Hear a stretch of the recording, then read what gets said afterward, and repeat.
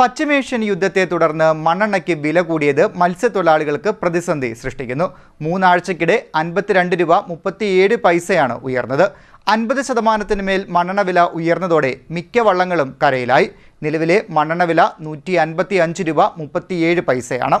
പശ്ചിമേഷ്യൻ യുദ്ധത്തെ തുടർന്ന് മണ്ണെണ്ണയ്ക്ക് വില കൂടിയതോടെ മത്സ്യത്തൊഴിലാളികൾ വലഞ്ഞിരിക്കുകയാണ്. അന്തരീക്ഷ താപനില കൂടിയത് മത്സ്യലഭ്യതയെ സാരമായി ബാധിക്കുന്ന സാഹചര്യത്തിൽ മണ്ണെണ്ണ വില കൂടിയത് മത്സ്യത്തൊഴിലാളികൾക്ക് ഇരട്ടടിയായി. 3 ആഴ്ചക്കിടെ 52 രൂപ 37 പൈസയാണ് ഉയർന്നത്. 50% മേൽ മണ്ണെണ്ണ വില ഉയർന്നതോടെ മിക്ക വള്ളങ്ങളും കരയിലായി. നിലവിലെ മണ്ണെണ്ണ വില 155 രൂപ 37 പൈസയാണ്. വിവിധ വിഭാഗങ്ങളിലുള്ള വള്ളങ്ങൾക്ക് സാധാരണ കടലിലിറങ്ങാൻ 75 മുതൽ 150 ലിറ്റർ വരെ മണ്ണെണ്ണ വേണ്ടിവരും.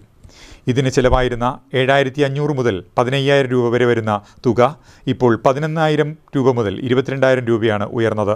ഒരു മാസത്തേക്ക് വലിയൊരു തുക ഇന്ധനത്തിന് വേണം.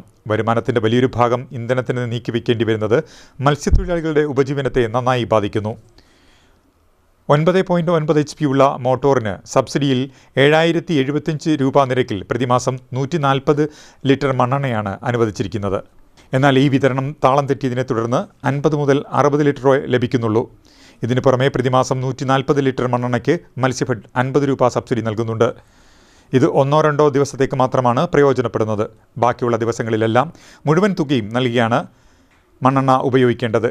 ഏതായാലും പ്രതിസന്ധിക്ക് പരിഹാരമുണ്ടായില്ലെങ്കിൽ മത്സ്യബന്ധന മേഖല സ്തംഭനാവസ്ഥയിലാകാനുള്ള സാധ്യതയുമുണ്ട്. News desk.